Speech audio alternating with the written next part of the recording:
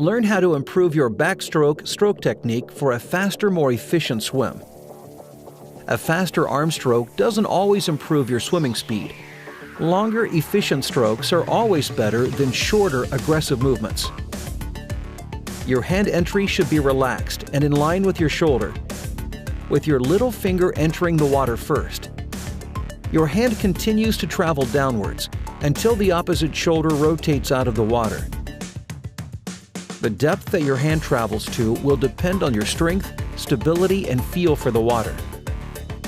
As your hand flexes, rotate your elbow into an inverted high elbow position to allow the palm of your hand to face towards your feet. Your fingers must be pointed out to the side of the pool to maintain the inverted high elbow and good leverage on the water.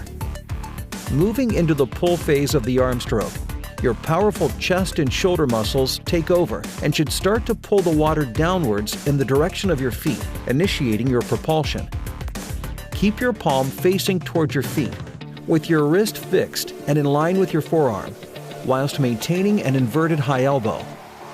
The elbow bend at this stage can be up to 90 degrees, but what you achieve is dependent on your strength, flexibility, and stability in the stroke. Maintaining the pressure on the water, your hand should accelerate past your hips as your arm straightens in time with your hip rotation. This is the most powerful and propulsive section of the stroke cycle and coincides with the opposite arm recovering.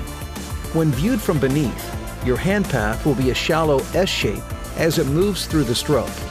This should feel natural and shouldn't be forced. The recovery phase starts as your hand leaves the water at your hip. The most efficient way is to exit the water with your thumb or back of the hand first, depending on your preference.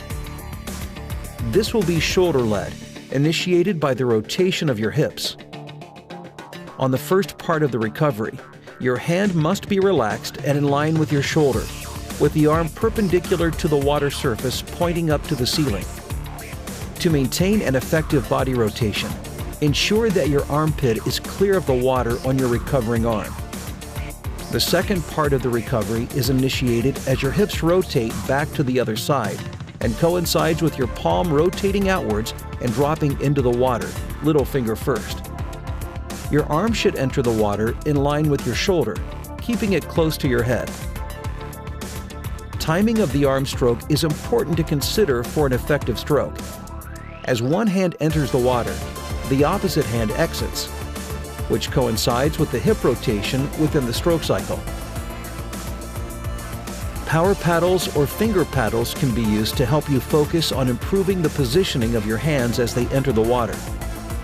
Finger paddles are useful for helping you focus on an efficient catch and pull phase, encouraging you to keep your fingers and elbow in the correct position. Due to his excellent body rotation, Ryan has a deep and powerful stroke with great acceleration past his hips.